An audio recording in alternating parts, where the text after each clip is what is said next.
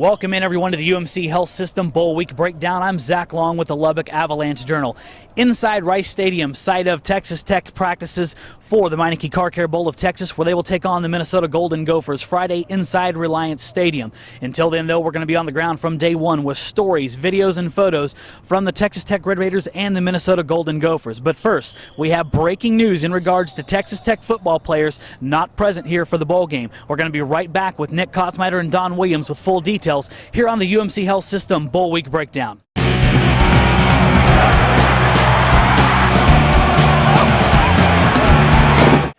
Welcome back to Houston. I'm Nick Kosmider along with Don Williams, and we might be in a city that's in the same state as Lubbock, but in a far different climate. My goodness, Don, it's like 75 degrees out here, and it's beautiful weather here on Christmas Eve as the Red Raiders get ready to play the Gophers on Friday. But Don, before we get started, you have some news about some players who aren't going to be a part of that game. That's right. It seems like every bowl game, you don't have every player that's been with the team all season. Texas Tech is going to be without starting cornerback Cornelius Douglas, backup defensive tackle Leon Mackey, and special teams player / outside linebacker Chris Payne. None of those guys are with the Red Raiders here in Houston, and we're told that they will not be playing in the game on Friday. The most significant of those, of course, is Cornelius Douglas, who is a starter when he's healthy.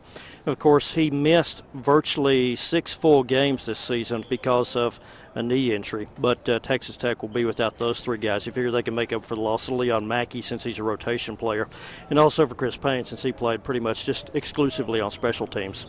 Yeah, the good part obviously with Douglas is you've had some players in there who have played in his spot, so it's not like you're going to be throwing a completely inexperienced player into the mix. And you have another note about a guy that's kind of practicing for the first time that we've seen in a while.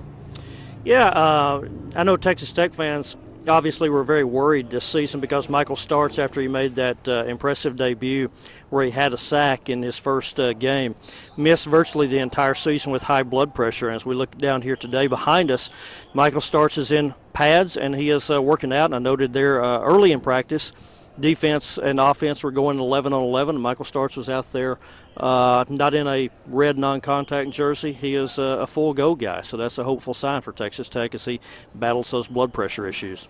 So he'll be back, and obviously plenty of other players getting ready to play this game. We got to talk to Texas Tech players and coaches today, and they're pretty fired up about this opportunity to end the season on a high note. Business as usual for us. I mean, the great thing about this team, the staple of this team has been leadership all year. And we define leadership as guys who come out every single day focused and do it. You know, and if you can do that, you can lead as a freshman, sophomore, senior, doesn't matter. And that's really the way they've approached it. I'm not surprised that, you know, this first day has been really good. Got to make sure they do it the rest of the week, but it's pretty much been business as usual for them. You know, the thing about it is, you know, when I remember when I was a younger, like a freshman and a young guy, is how close we became as a football team, because with all the uncertainty and all the distractions, you know, for a football team to come together, that's what gets you through it. And we came together as a football team, and we're here now, and we had a lot of excitement, a lot of energy today. So I think, you know, we'll continue to get better and continue to knock the rust off, and we'll be ready to play. And we also got to talk to the Minnesota contingent here in Houston at St. Thomas High School, where they're practicing getting ready for Friday's game. And their system, you know, offensively, all the way back to Coach Leach has stayed the same pretty much. So, and, you know, I know their head coach now, and he's been a head coach at Abilene Christian. I know his background, and, you know, their coaches are there. It's no different than when I left Northern Illinois and went to Minnesota. They went to a bowl game, played very well, and won. So, I mean, I think as long as the systems stay the same and you know, who they hired is very similar. So, I mean, there's not going to a lot change at Texas Tech. They got good football players, a good system, and I know they'll be prepared to play, and we just got to worry about, you know, what we can do and try to execute. All right, Don, and as we get to wrap it up here on day one, what are kind of your takeaways from the first day in the Bayou City? Well, one thing that you expect a lot of times when you come to a bowl game is that you'll be going to a warm weather destination. Texas Tech certainly gets that, at least at the beginning of the week, as it's, as you said, I think low 70s as we stand here on Monday morning, and perfect weather, no wind, and surprisingly, we don't feel the humidity that Houston is most noted for. I will be interested to see if that actually holds up for the rest of the week. I kind of doubt it. But Red Raiders seem to have quite a bit of bounce in their step, at least in the beginning on day one.